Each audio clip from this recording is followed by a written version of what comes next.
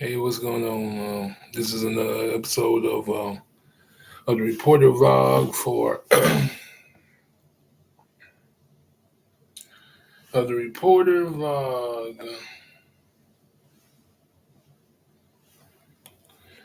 for December 17th, 2024. How y'all doing? How you doing? Gonna try to do a triple today before these stories go cold and stale. So let's get right into it.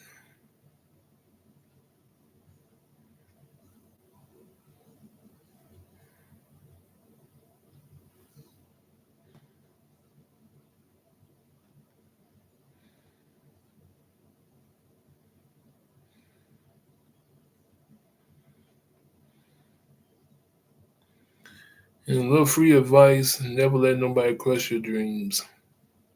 There's a little free before the little free advice.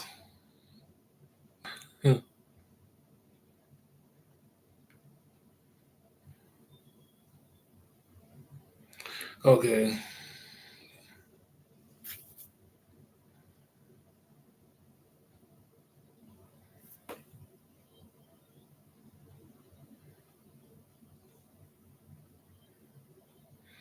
Okay. Gun violence reduction summit aims to lower number of global shootings. It's brought to you by WLKY. KY updated 6:30 to 6 p.m. on December 16th, 2024.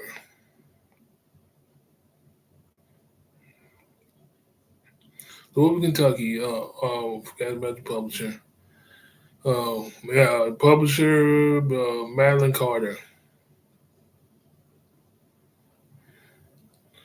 Okay, Louisville, Kentucky. Candy Lanier lost her 16-year-old daughter, Nala, gun violence on July 21st, 2021. Her case is still unsolved, leaving her searching for answers to Metro's ongoing problem.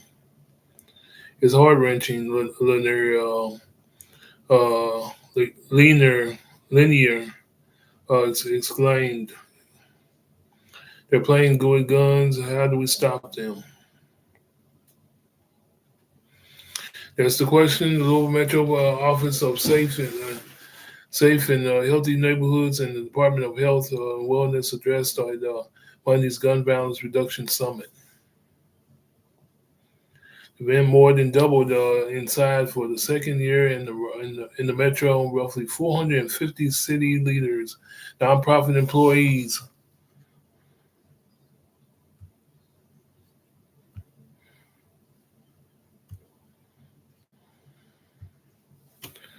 and community leaders joined forces at the Metro Louisville Marriott East to come up with a realistic plan to reduce the number of local shootings.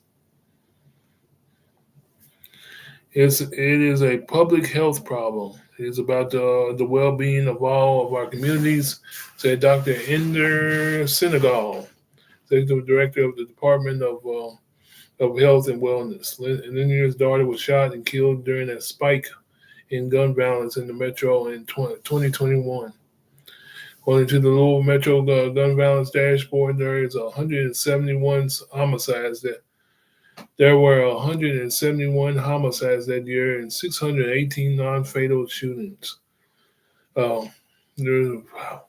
Let's repeat that again.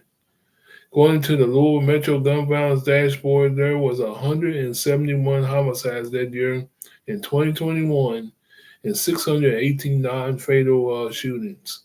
So far in 2024, there have been 138 and 359 fatal shootings.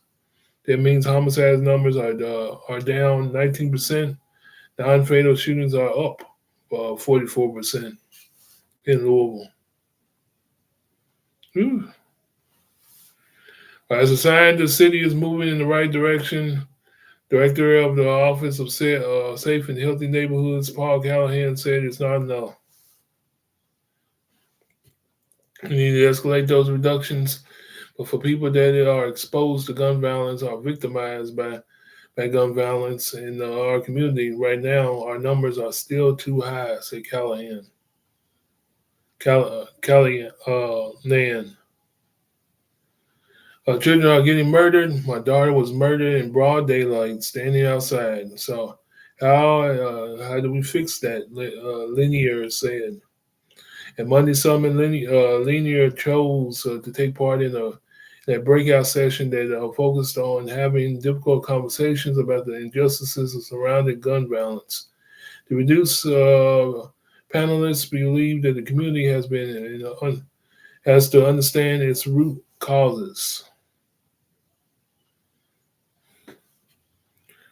Discussion leaders shared ideas and perspectives with a packed crowd as part of their effort to build a framework to reduce gun violence. There has to be a resolution because the solutions that there has to be a solution because the solutions that they have are not it. Said Linear. Going to the Office of Safe and Healthy Neighborhoods. The relationships made at the Gun Violence Reduction Summit will lead to new partnerships and potential policy changes in the new year.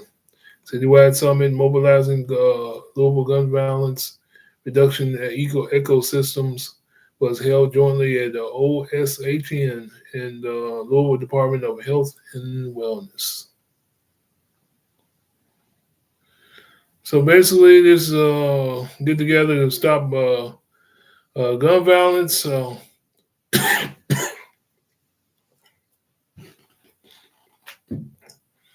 But this pretty much this second this paragraph will tell right here pretty much tells the story that they are just getting foolish with the guns whatsoever.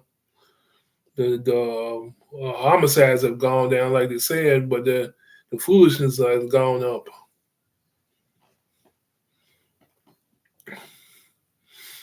From 2021, 618 non-fatal shootings to 350 so far this in 2024.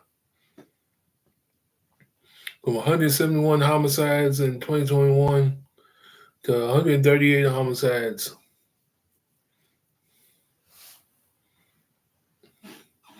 I would calculate that on my calculator, but we gotta move on. Oh. But like I said, these cases, let's go cold cases. That's pretty much if yeah, it's pretty much uh let's put it like this: LMPD needs to work on themselves before they need to quit all the foolishness amongst themselves to work on these cases more clearer, or to get these solve these cases more quicker. Because from 2021 to now, man, that's what happens though when your police department has problems within the department.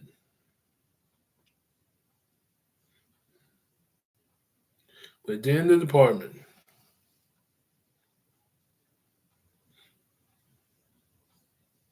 And it's still unsolved 3 years later.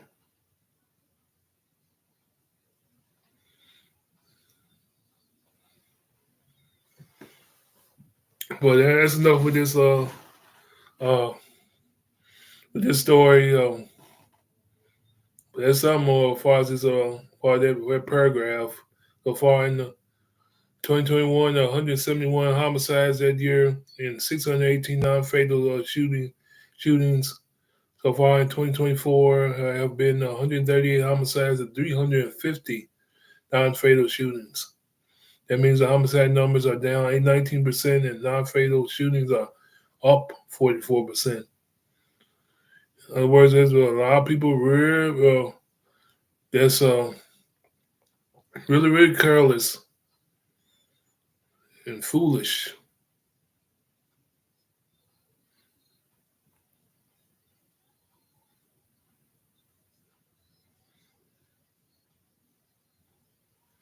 But that'll do it for the first one. Let's move on.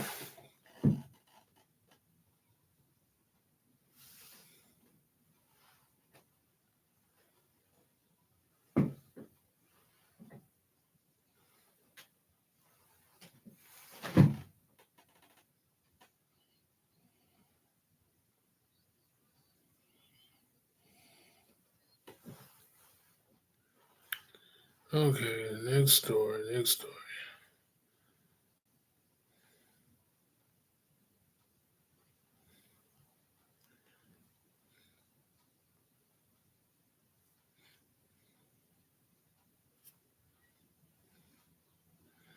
Next story. Next story.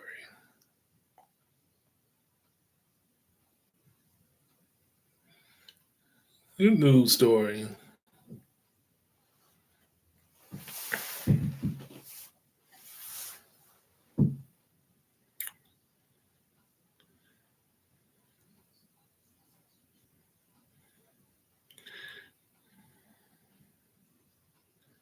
Dick Vitale says he's cancer free. Man, oh man.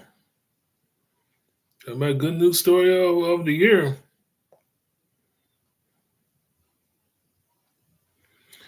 But of course, it's brought to you by the AP. Updated at 15 a.m. on December 13th, 2024.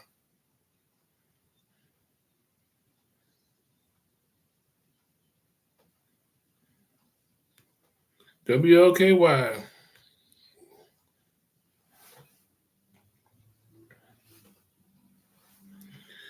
Okay, Associated Press. Dick Vitale said he is cancer free after his fourth bout with the disease in just over 3 years. 85-year-old ESPN college basketball analyst announced Thursday on social media that he got the news after a morning scan.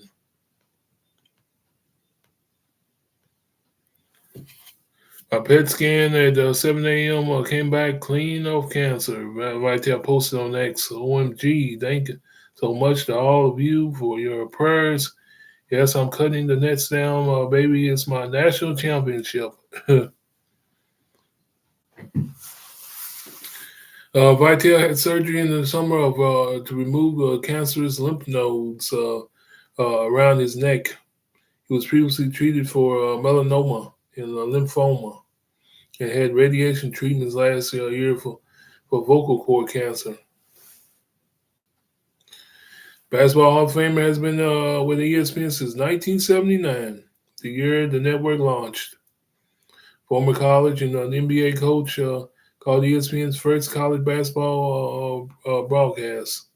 He also is a longtime fundraiser for the cancer research, helping a friend Jim Valvano to search at the to the stage at the 1993 ESPYs, where Valvano delivered his famous "Don't Give Up" speech. Valvano died of carcinoma less than 2 months later.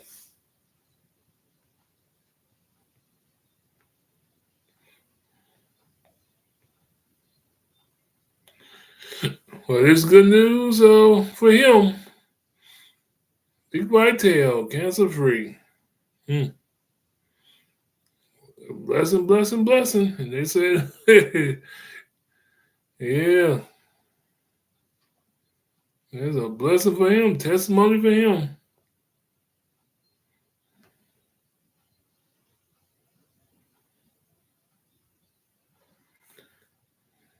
All right, let's keep it moving.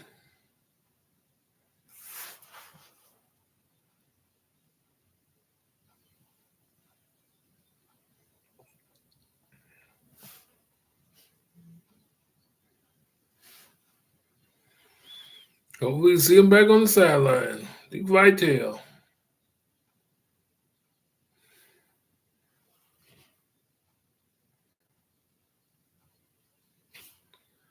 Okay, then fine. All right. In the world?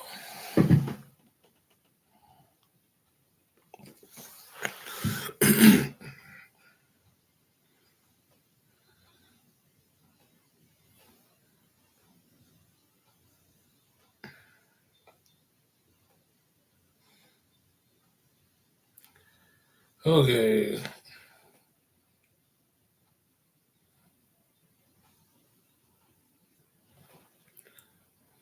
Final one is a crazy one. I know I do. I just make it well, quadruple four stories. Gonna stuff four stories in one episode. Shoot. Knock all these suckers out. Okay, Joe Burrow's house burglarized while he was away for Monday Night Football. You can't get more crazy than that. This story is brought to you by WLKY. Updated 4:28 p.m. Eastern Time on December 10th, 2024. Publisher Emily Sanders, reporter Karen Johnson. Reporter Karen Johnson.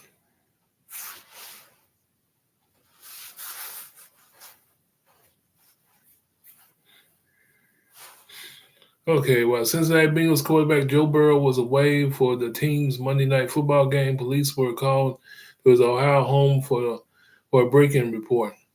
It was reported around about 9:14 Monday while Burrow was playing in Monday Night Football. According to the incident report, the Hamilton County Sheriff Office confirmed the break-in, but did not share more details. One 911 call said her daughter was staying at the home. So someone is trying to break into the house right now. My daughter is there, and this is Joe Burrow's house. She is staying there. He's at the football game. She's wondering what should do. If she should be hiding or if she could go outside. The caller said someone was in the house. Woman's daughter then called 911. Someone broke into my house. She said it's like it's like completely messed up. The woman can also be heard talking to a man in the house who a dispatcher confirmed was working security at the house. According to the incident report, the 22-year-old woman who said she's employed by Burrow told deputies when she arrived at the residence she observed a shattered bedroom window and room ransacked. According to reports, deputies said the Burrow was out of town and couldn't provide any details as to what was taken from the home, but the woman also called 911 was able to give a non-detailed itemization of what items were possibly missing.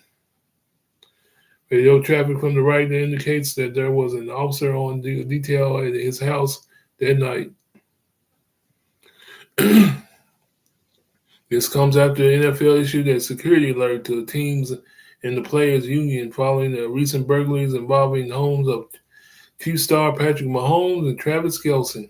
In the memo obtained by the Associated Press, the league said the home of professional athletes across the world, multiple sports have become increasingly targeted by burglaries by organized and skilled groups.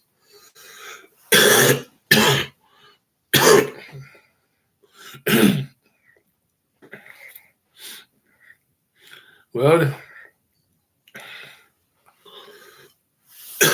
burglars are hitting big time NFL players. Man, while they're away, he's a guy. He's nuts in the night or striking while the iron is hot.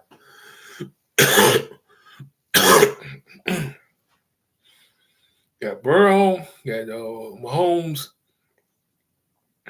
and then you got Travis Kelce. Seemed kind of fishy with Burrow, seeing that a police officer was on duty.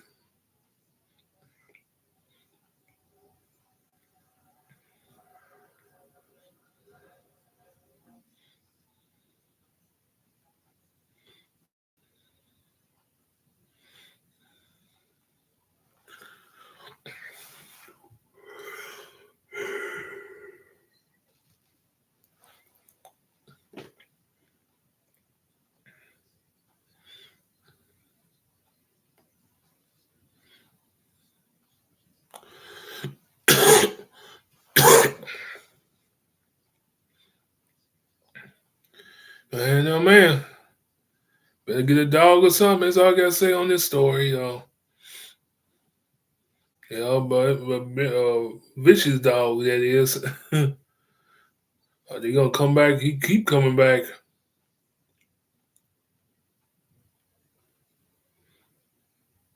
'Cause you know he don't want to give up his football career. That's to guard his house.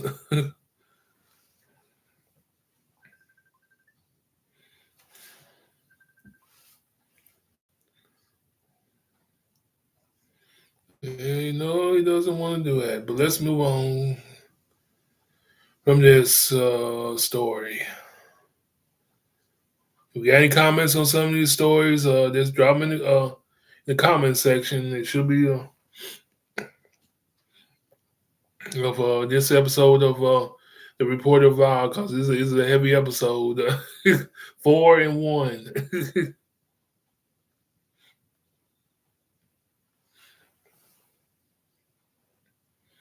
Okay, let's.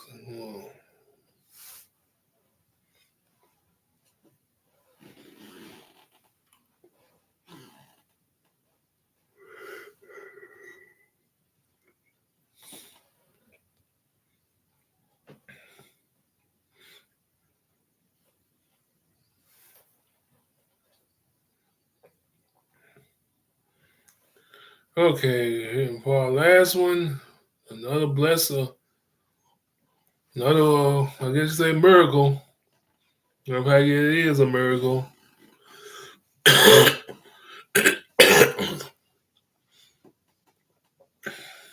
Jamie Foxx.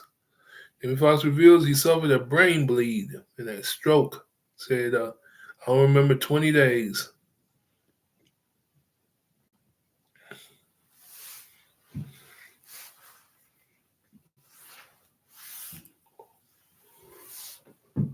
"20 days."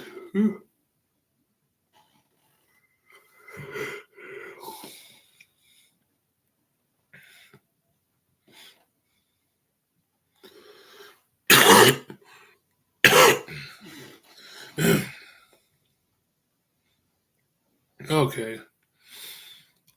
This also brought to you by WLKY, like the rest of them. Uh, Updated at 4:26 p.m. of December 10th as well, 2024. Publisher that guy, Sandra Gonzalez, Lisa Respers and Respers France of CNN.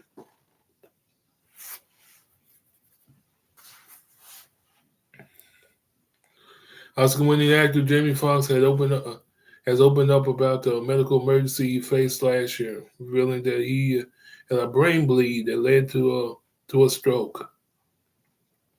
What Star detailed the struggles that he had with his health last year.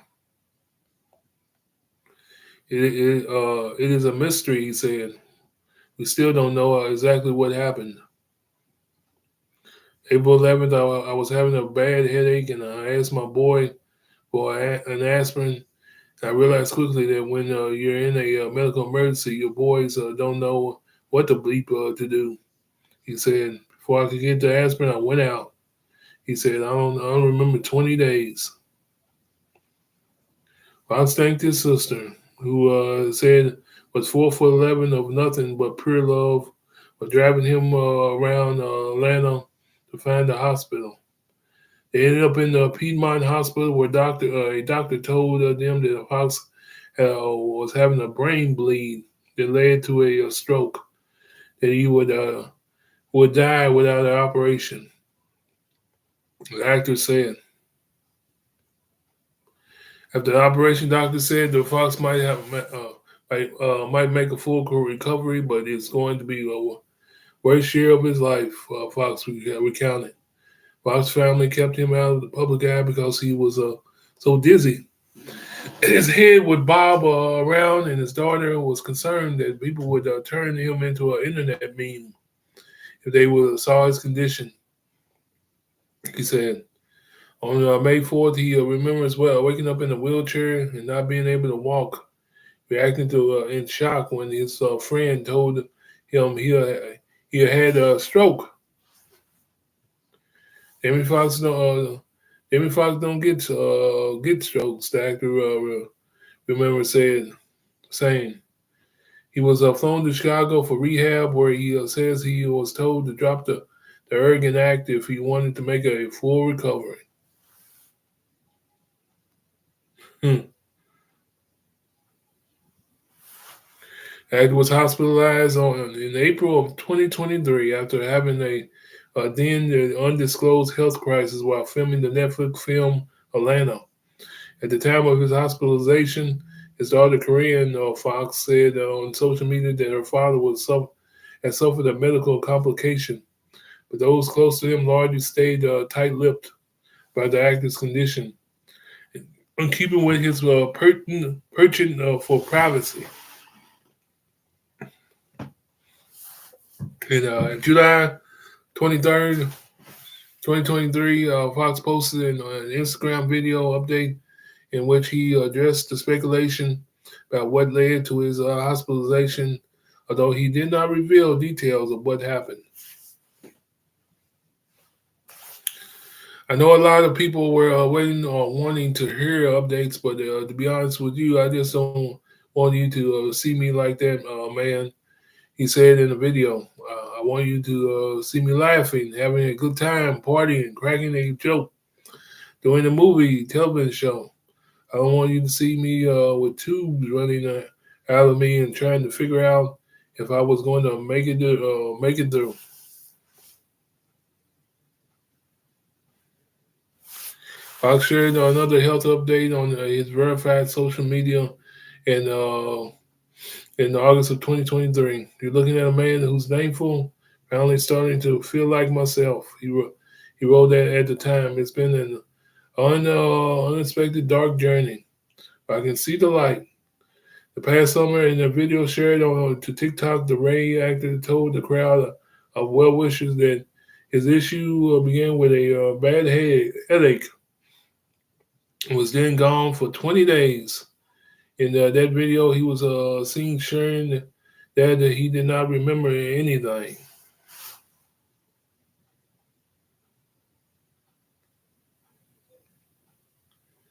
Whee! And then I can add on to her is uh, heed the warnings. Heed the warnings. You better be glad he did.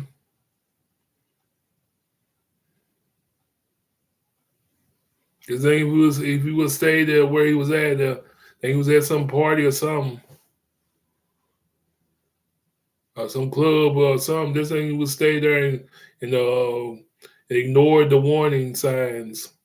And depending on that aspirin his friend gave him, his story would be a lot different. But once again, another blessed guy, like the Dick Vitale story, another blessed one, another testimony uh, to tell.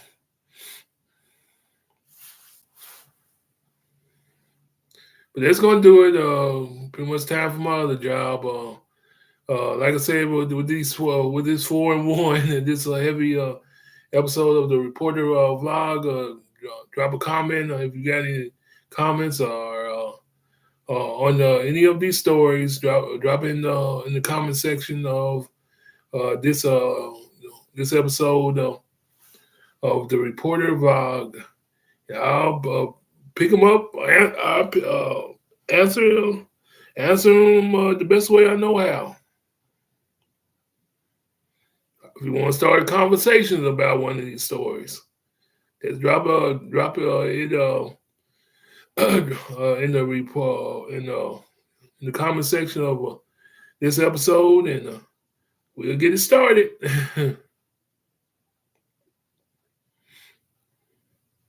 But that's gonna do it. Like I said, time for my other job. You have a good one. Uh, this is another episode of the Reporter vlog for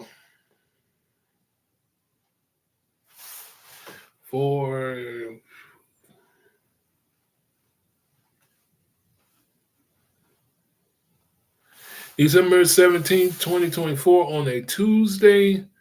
Y'all have a good one. I'm gone.